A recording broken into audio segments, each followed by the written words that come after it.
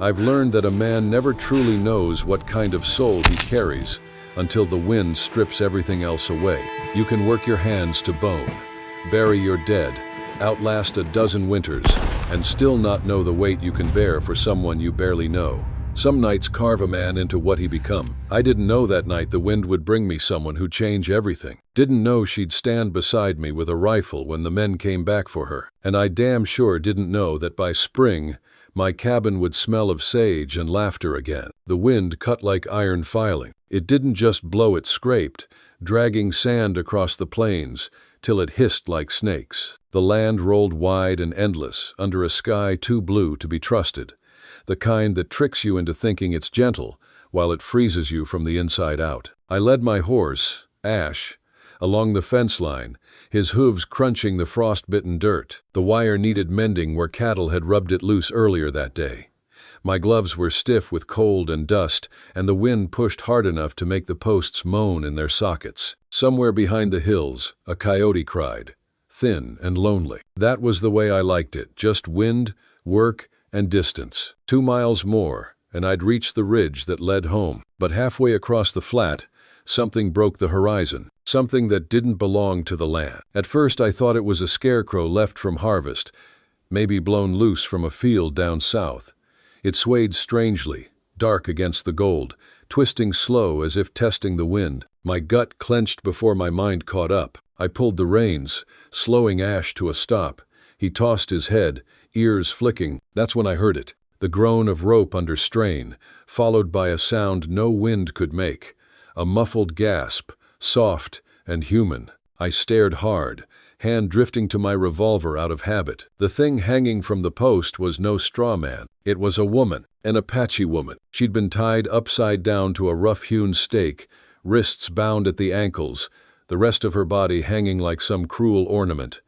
Her skin caught the dying sun, streaked with dirt and dried blood. Her hair hung low, tangled in the dry grass that brushed her face each time the wind swung her. The ground around her was churned with boot marks and wagon ruts. The bastards who did it hadn't even bothered to cover their tracks. I could smell the sour tang of whiskey and sweat even from where I stood. Ash pawed the ground, uneasy. I could feel his nerves through the reins. Mine weren't much steadier. For a long moment, I didn't move. I just stared at her hanging there, the wind twisting her slow like a pendulum. Because I knew this sight too well. Years back, when I wore the Army's blue, I'd seen men strung up after raids. Some were guilty, most weren't. I'd told myself I was following orders, that we were bringing peace to wild lands. But looking at her, this half-dead woman turned into a message. I knew what we really brought was silence, and it was the wrong kind. I gritted my teeth. The memories came sharp as spurs. That old guilt still rode me like a second shadow. If you enjoy the story, hit that subscribe button right away. And if you don't, then just hit the like button anyway to keep more Wild West love stories coming. The horse shifted, snorting.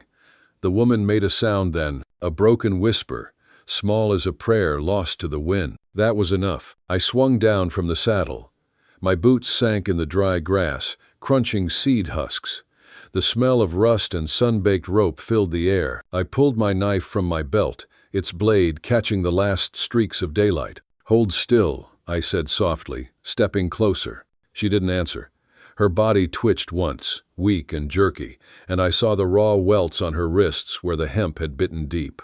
The sight made something in my chest twist hard. The post creaked. The rope groaned. I reached up, bracing my shoulder against the wood, and cut. The first slice barely frayed the fibers. I cut again, slower, steadier. The last strand snapped with a dry crack, and she fell into my arms like water spilling from a broken bucket. She was lighter than I expected, bones and breath wrapped in torn cloth.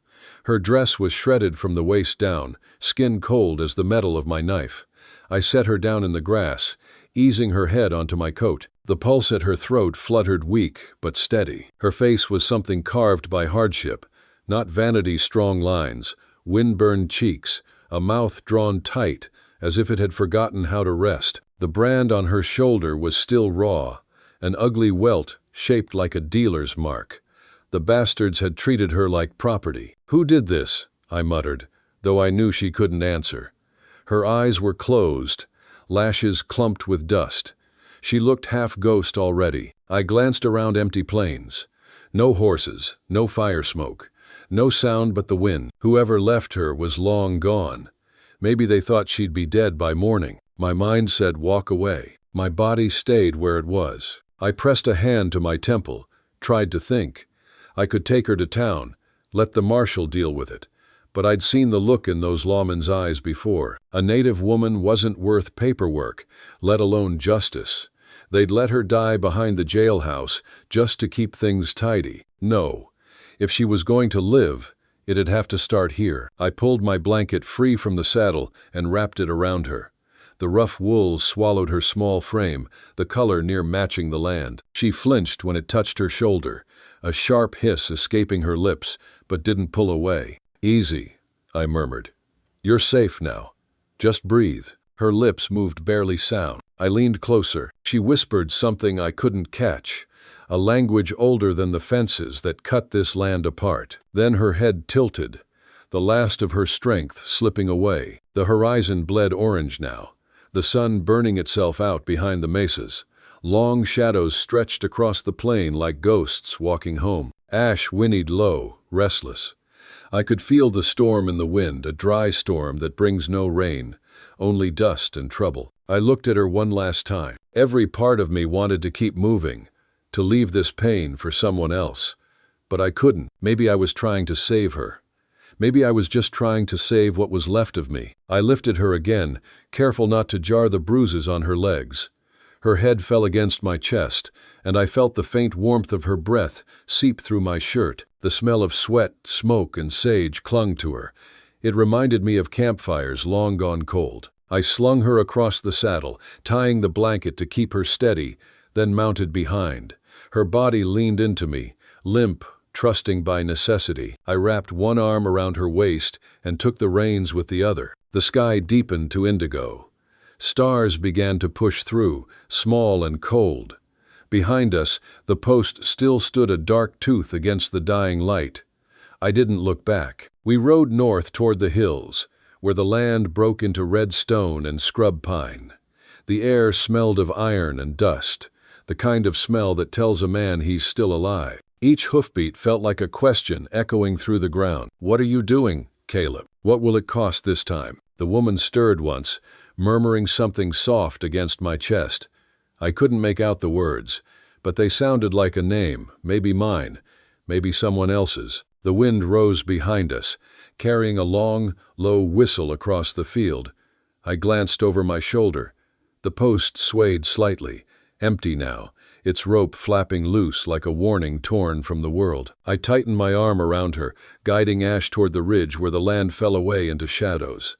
The cabin waited somewhere beyond, a small square of solitude I'd built out of grief and stubborn hands. I told myself I was only taking her as far as my door, just until she could stand, maybe speak, maybe remember who she was. But as we rode into the dark, the thought wouldn't settle, because deep down, I knew that wasn't true. Some debts don't come with coin or law. They come with blood and second chances. And that night, in the cold breath of Red Rock Valley, I had just taken mine. The ride back took the whole night. The stars hung low and sharp, and the cold bit through my coat like tiny knives.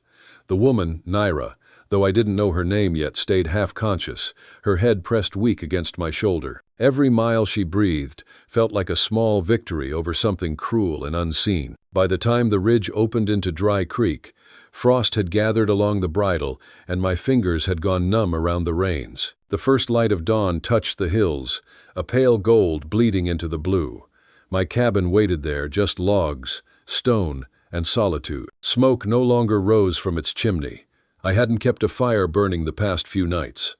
I didn't think I'd ever need warmth again. Now I was carrying it home in my arms. I pushed the door open with my boot. The hinges groaned. The air inside was colder than outside, smelling of ash and dust. I laid her on the cot by the wall, then crouched near the stove and coaxed the coals back to life.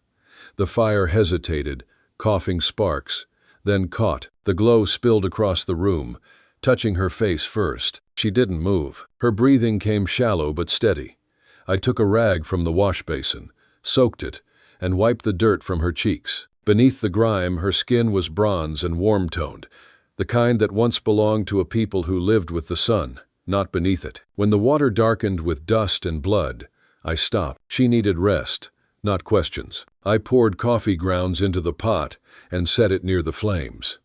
The smell filled the small cabin, rich and bitter. My hands shook a little when I poured the first cup. It had been years since I'd served anyone but myself. Outside, wind brushed the walls, making them creak like old bones. I sat across from her, elbows on my knees, staring at the floorboards. The silence in that room was heavier than any I'd known. It wasn't the empty kind that followed grief. It was the fragile kind that comes before a choice. After a while, she stirred. A low sound left her throat, half a moan, half a sigh. Her eyes opened dark, unfocused, scanning the ceiling first, then me. She tensed instantly, the blanket shifting as her arms jerked back. Fear shot through her like lightning. She didn't speak, but her eyes said enough. "It's all right," I said quietly. "You're safe here." The words felt stiff, like I hadn't used them in years. Maybe I hadn't. Her gaze darted around the room, the single window, the door, the revolver on the table, the cup of coffee cooling by the fire. She didn't trust any of it, least of all me. She tried to sit up. The blanket slipped, revealing bruises along her arms, deep purple turning yellow at the edges. She winced, biting her lip hard enough to draw blood. "Take it slow," I warned. "You're hurt bad." Her voice came cracked and soft. Why am I here?" "Because no one else would have brought you." It came out harsher than I meant. I tried again. "I found you in the field. You were—" I stopped. The memory of that rope still scraped my mind raw. She looked away, jaw tight. "You should have left me." "No," I said. "Couldn't." That seemed to puzzle her more than comfort her. She sank back, pulling the blanket tight. The fire's light danced across her face, turning the shadows warm. I poured another cup of coffee, then filled a tin mug with water and slid it across the table toward her. She stared at it for a long time before reaching out. Her fingers trembled. When she drank, a drop ran down her chin. She caught it with the back of her hand, proud even in weakness. I'd seen that kind of pride before in soldiers refusing morphine, in widows burying their own. It wasn't arrogance. It was survival. "You got a name?" I asked after a while. She hesitated. "Naira, men." The way she said it was almost a whisper, but it carried weight like the name had lived through storms. I nodded. "I'm Caleb Mercer." She didn't answer, only studied me with those dark eyes, measuring what kind of man I was. I didn't blame her. For a while, neither of us spoke. The fire crackled, and the wind outside dropped to a low hum. I fixed the latch on the door out of habit, checked the revolver, then sat again. Her gaze followed my movements, every muscle ready to flee if I came too close. "You're safe," I said once more, unsure why I kept repeating it. Maybe because I didn't quite believe it myself. She lay back, pulling the blanket to her chin. Her lashes fluttered once, twice, then stayed still. As she drifted into sleep, I sat watching the fire climb higher, the wood popping softly. The light caught her features sharp and proud, even in exhaustion. For the first time in years, the cabin didn't feel like a tomb. It felt like a place waiting to be lived in again. Hours passed before I realized I hadn't moved. The coffee had gone cold. My neck ached from staring at the same spot on the floor. When I glanced toward the cot, she was still asleep, breath steady now, one hand resting near her face. Outside, the first real snow began to fall. Thin flakes tapped against the window pane, whispering down the glass like feathers. I hadn't seen snow here in 3 winters. Maybe the land was softening too. I leaned back in the chair, boots stretched toward the fire. For the first time since I buried my family, I didn't mind the sound of another person breathing beside me. When night came again, I pulled the blanket tighter over her shoulders. She stirred but didn't wake. I sat by the door, revolver on my lap, listening to the wind fade. Sometimes silence can be louder than any words, and that night, it said more than either of us dared. By morning, the fire was nothing but embers, glowing faintly under the ash. Naira woke before I did, though I'd barely slept. She sat up slowly, her hair loose around her face, her eyes clearer now. "You could have sold me back to them," she said quietly. "I could have," I answered. "Didn't." She studied me again, like she was trying to find the lie. When she didn't, she looked away. The day stretched out calm and cold. I stepped outside to split kindling while she stayed near the stove. Through the window I could see her hands moving cautiously. She poured water, folded the blanket, fixed the cup I'd left askew. It wasn't much, but it meant she was claiming space. When I came back in, she was sitting at the table, the faintest color back in her cheeks. She looked up at me and said, "Thank you." It was the first word that didn't sound like fear. I gave a small nod, not trusting myself to speak. The wind had died completely now. Only the crackle of the fire remained, steady and low, filling every corner of the cabin with its quiet promise. And for the first time in years, I let myself believe that maybe silence didn't have to mean loneliness. If you like Wild West love stories or Wild West stories, drop a bunch of 1 second and your place in the comments for the Wild West Love channel. Tell me where you're listening from so I don't feel so alone out here. Morning came quiet as dust settling after a stampede. The sky was a washed blue, and the cold held to the ground with both hands. I stoked the stove and laid a new stick of pinyon across the coals. The flames licked, took, and steadied. In that amber light, Naira's face looked less like a battle and more like a person who might win one. "I can help," she said. Her voice didn't wobble. It wasn't loud either. It just sat there between us, simple as a tin cup on the table. I looked up from the kindling. Pride can make a man say the wrong thing fast. I let the moment breathe so I wouldn't spoil it. "You can rest," I answered. She shook her head once. "Rest is for when a person is safe. Work is how I know I still live." The way she said it left no room for argument that wouldn't be disrespect. I nodded toward the woodpile. "Kindling first. Small sticks, stacked near the stove. Don't carry more than you can hold." She rose carefully. The blanket slid from her shoulders, and she folded it on the cot with a precise tug at each corner. Then she crossed the room with that way wounded people move, measuring each step as if the floor might shift. At the door, she paused, waiting to see if I'd block her path. I didn't. Trust isn't a word. Trust is a clear doorway. Outside, the air bit like raw brass. The yard was a hard map of my life. The chopping block, the lean-to, a saddle thrown over a rail, the fence line sagging where last storm had chewed it. Mountains cut the sky in red rock and shadow. The morning sun splashed gold across the grasses, and the frost glittered like a thing trying to be pretty. Naira stepped into that light the way you ease into cold water, slow, sure, keeping her breath even. I split logs. She gathered the splinters I let fall, then the smaller sticks from the rack, then the dry sage bundles hanging under the lean-to. We didn't speak much. We didn't have to. After a while, I caught the rhythm of her, how she tested a weight in her hands, how she kept her shoulders square even when pain tugged at them, how her eyes moved not like prey but like a scout. Back inside, she stacked the kindling neat as fence posts. Cross, cross, cross. The stove took to it with a steady hunger, and the cabin began to smell like good wood and heat. I handed her my old mug. Coffee. She accepted, held it in both hands, and breathed the steam first, as if warming the bones of her face from the inside. She sipped slow and careful, as though each swallow were a small promise kept. "I used to make fire before the sun," she said. "Gaze on the flames, not me. My grandmother taught me. Stones first, then brush. We spoke to the fire like a person asked it to behave." "She teach you to braid sage like that?" I pointed with my chin toward the tight little bundles she'd chosen without asking, set by the stove like a blessing. Naira's mouth softened at the corner. "Yes, we went along like that through the day. I mended the gate. She brought nails and held the board flush while I hammered. Our hands brushed once barely, and we both stopped. Not because we were afraid, but because sometimes a small touch sounds louder than a shot. I eased back, set another nail, tapped it home slow. The truth of it was plain. The less I rushed, the safer she felt.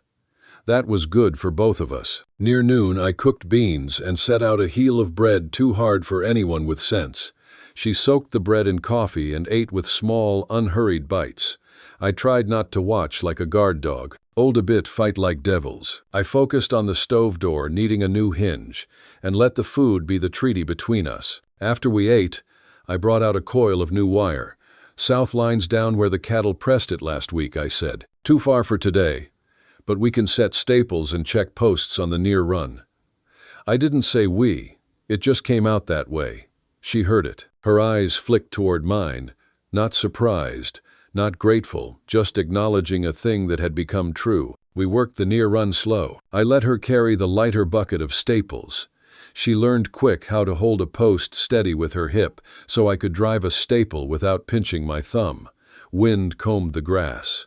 A hawk wrote lonely circles overhead. Every few minutes I looked beyond the fence, across the miles habit again, scanning for dust plumes, for riders.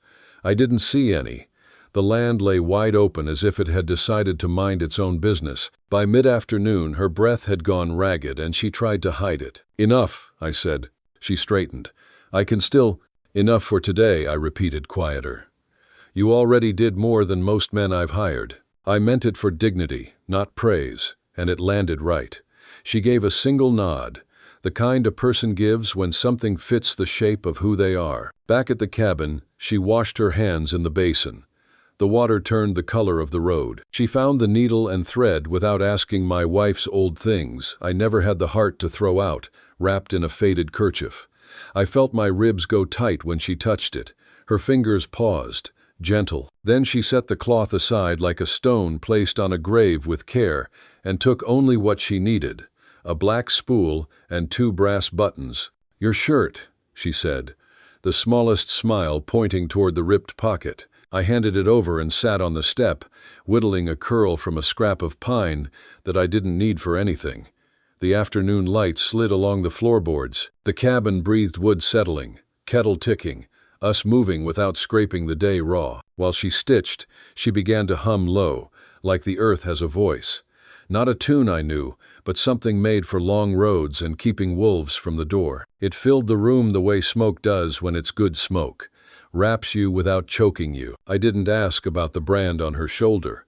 I didn't ask how many nights she'd hung from that post in her head, even before she met the rope. I set the hinge on the stove door and let the work say what words couldn't. You are not a burden here. This place bends for you too. Evening laid blue at the windows. I ladled beans into 2 bowls and cut what meat I had left into thin strips. We ate at the table like 2 people who hadn't forgotten all manners.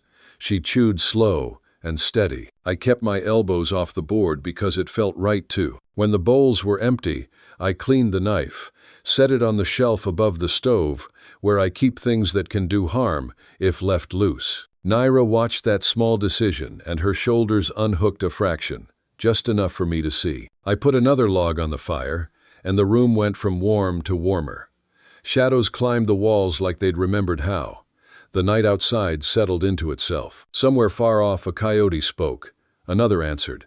I sat in the chair by the stove, boots planted, hands loose on my knees, the way you sit when you're not a threat. She stood near the cot, unsure. Her eyes found mine and then dropped to the rug by the fire. She stayed that way a long breath, 2, 3. Then she moved. Not alone, she said, barely over the sound of the flames. Not tonight. No plea in it. No bargain either. A statement and a test.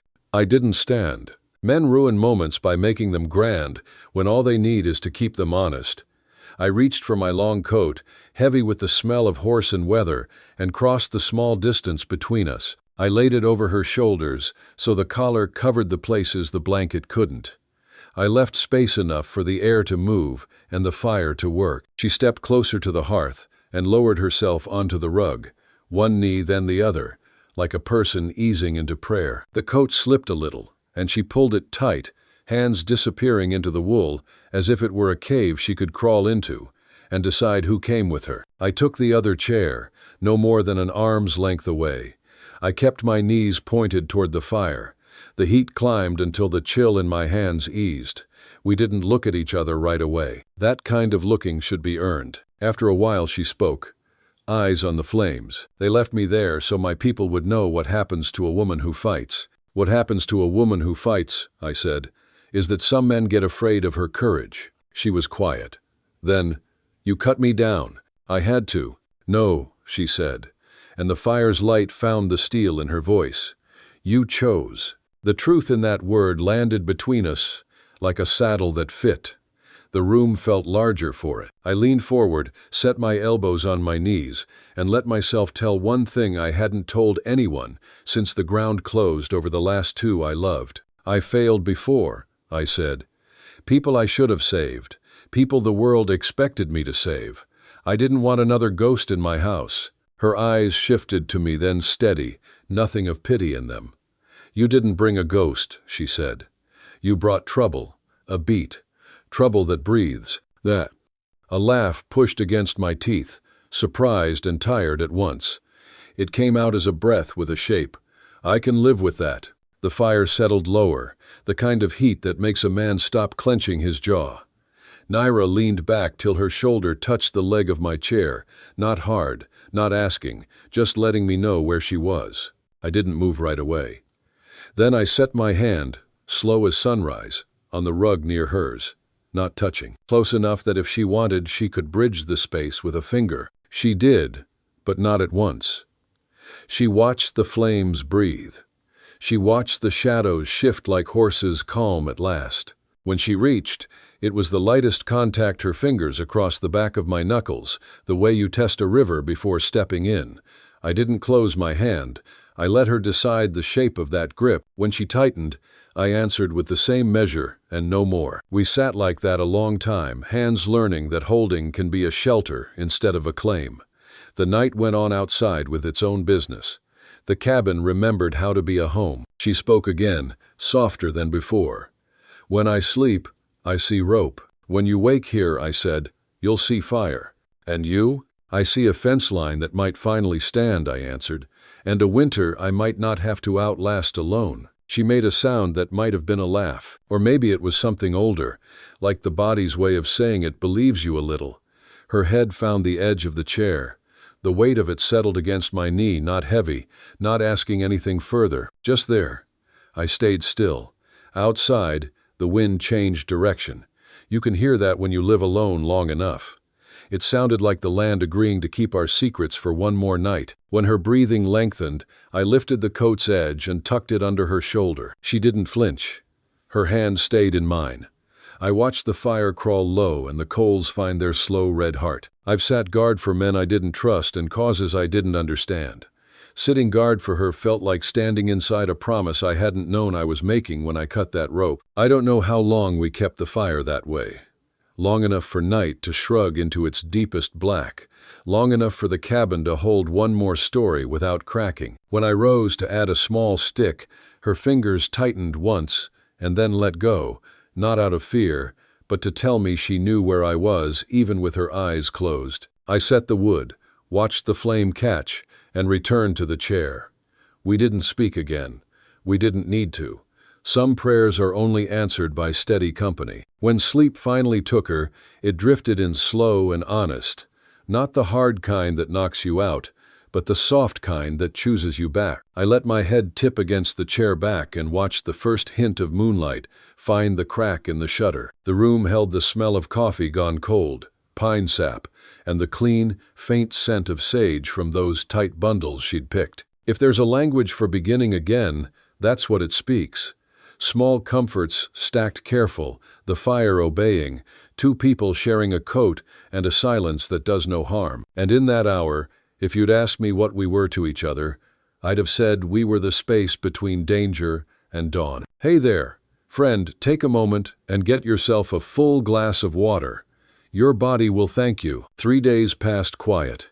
Too quiet for a land that remembers violence. The mornings were sharp and bright, and the snow that had fallen on the ridge melted to trickles that ran under the fence posts. Naira moved through the cabin like a spirit of order, stacking wood, brushing dust from the shelves, humming when she thought I wasn't listening. I fixed the hinge on the shed door, hammered new nails into the trough, and told myself that quiet could last if we both tended it right. It never does. Not in this country. That afternoon, the air changed. Wind shifted east and carried a weight I knew too well, men's laughter rolling before you could see their faces. I was at the corral, tightening the cinch on Ash, when I caught the first cloud of dust rising from the south.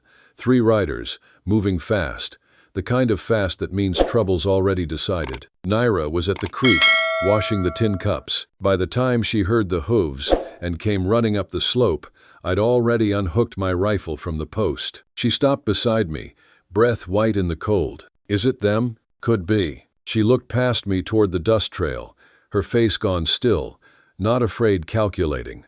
That kind of stillness comes from people who have looked death in the eye too many times to waste movement. The riders broke through the brush at the edge of the yard. The man in front wore a scar down his cheek, pink and twisted like bad lightning. Behind him were 2 I recognized from the town, the same faces that had chained her up. They reined in, horses blowing steam, eyes crawling over every inch of the place. Well now, the scarred one said. Didn't figure we'd have to come so far to collect property. My hand rested on the rifle, but I didn't lift it yet. You're trespassing, he laughed, a dry, ugly sound.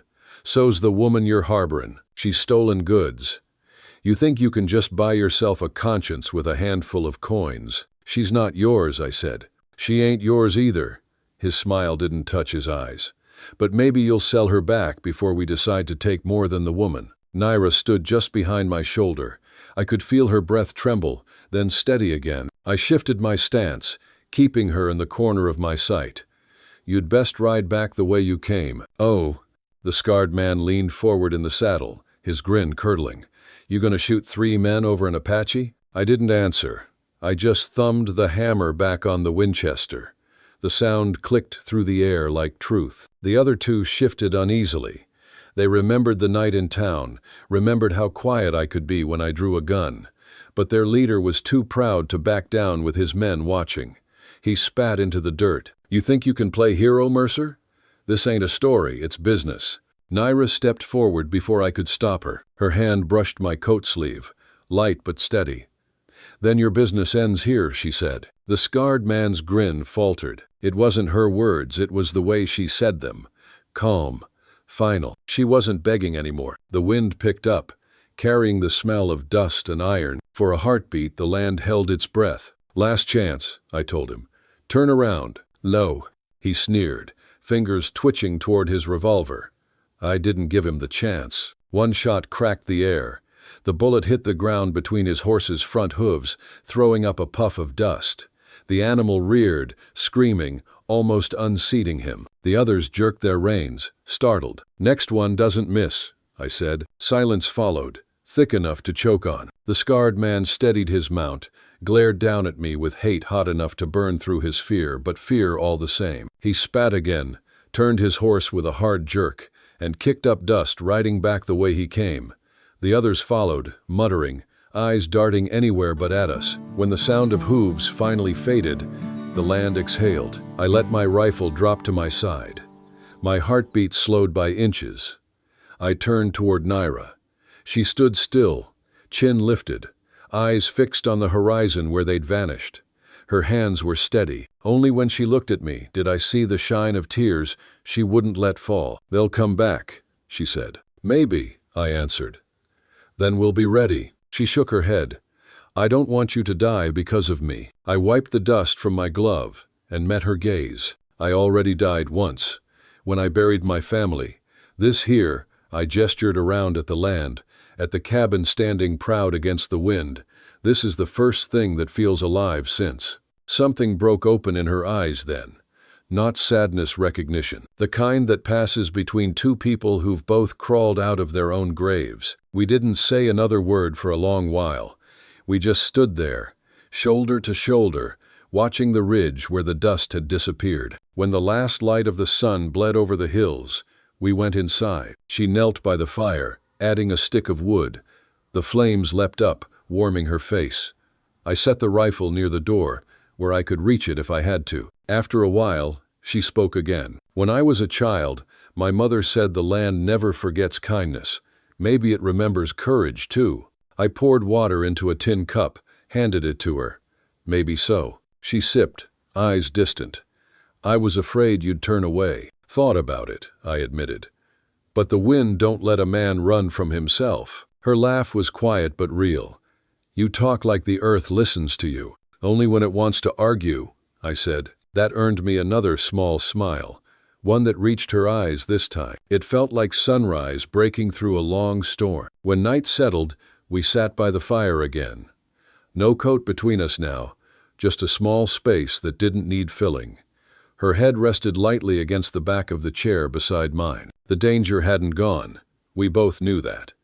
But for the first time, we weren't facing it alone. Outside, the wind moved through the sage, and the fences creaked softly, their wire holding true. I stared into the flames until they blurred, thinking of how close violence and peace always sit out here, sometimes just one heartbeat apart. And still, I was grateful for the sound of another breath beside my own. If you're watching on TV, don't hesitate, grab your phone and hit subscribe to my channel so you'll never miss out on our amazing characters. By the time winter loosened its grip, the land had begun to breathe again. Snowmelt ran down from the ridge, carving thin silver veins through the yellow grass. The days stretched longer, the nights grew softer, and the world no longer sounded hollow when the wind passed through it. I woke most mornings before the sun, the habit of an old life I couldn't shake. The first thing I'd see when I opened my eyes was the line of smoke curling up from the stove, and the second was Naira already moving about the cabin, hair braided with the small feathers she'd gathered near the creek. She didn't ask permission anymore. She didn't need to. The space that had once been a grave of silence now carried her quiet songs, the scrape of a bowl, the small laughter she tried to hide when Ash, the horse, nudged at her shoulder for oats. The sound filled every hollow corner, driving the ghosts further into the hills. One morning, I stepped outside to find her standing barefoot in the yard. Her new dress, the one she'd sewn from the cloth I brought fluttering in the wind. She was scattering grain for the hens, her movements steady, unhurried. The light caught the curve of her cheek, the faded marks on her wrists that had turned to pale scars. She looked strong, alive in a way that made the whole land seem awake. And standing there watching her, I realized the thing that had been missing all those years wasn't peace, it was presence. You can live half a lifetime thinking you want quiet, only to find that what you needed was a voice beside yours, steady and real. When she turned and caught me staring, she smiled, not shy, certain. You keep watch like a sentry, she said. Old habits, I answered, hard to break. Then let the day watch itself for a while, she said, brushing her hands clean. She was right. The world didn't need guarding every minute. Sometimes it just needed to be lived in. We worked through the spring that way, mending fences, clearing brush, planting a small patch of beans by the south wall. She taught me how to use the sage not just for smoke, but for medicine. How to listen for the cry of quail to know when rain might come. In return, I taught her the rhythm of the land when the cattle moved north, the way to read a trail from hoofprints and broken stems. We never talked much about what had happened before. Some stories stay written in the skin, not the air. But every once in a while, when the fire burned low and the world outside turned blue, she'd glance at the door, half expecting those riders to come again. I'd meet her eyes and nod once, the same silent promise every time. You're safe here. And she'd nod back, as if to say, I believe you now. One afternoon in early May, I rode into town for supplies. The air smelled of mesquite, and the roads had turned to soft dust again. The townsfolk looked up when I passed, the way they always did a man who didn't talk much, who kept to his edge of the world. But I noticed something different in their faces this time. No one dared mention the woman I'd brought back. No one dared laugh, either. Maybe word had gotten around about what happened when the riders came. Or maybe they saw the change in me and decided some things were better left unspoken. Either way, the town kept its distance. That suited me fine. When I returned, Naira was outside near the fence, patching a broken rail. She looked up when she heard the hooves, shading her eyes from the Sunday. The sight of her standing there barefoot in the grass, hair catching the light, hit me harder than I cared to admit. You came back, she said. Always meant to. She gave a short nod, half smiling. Good, then. It wasn't much of a word, but in that one syllable was everything I'd ever needed to hear. That night, we sat by the fire while the crickets started up in the dark. She had braided a string of small turquoise beads through her hair. I watched her hands as she worked the braid loose, slow and deliberate. "You still thinking about leaving?" I asked. She looked at me for a long time before answering. "When I first came here, all I wanted was to run. Every sound meant danger. Every silence meant loss.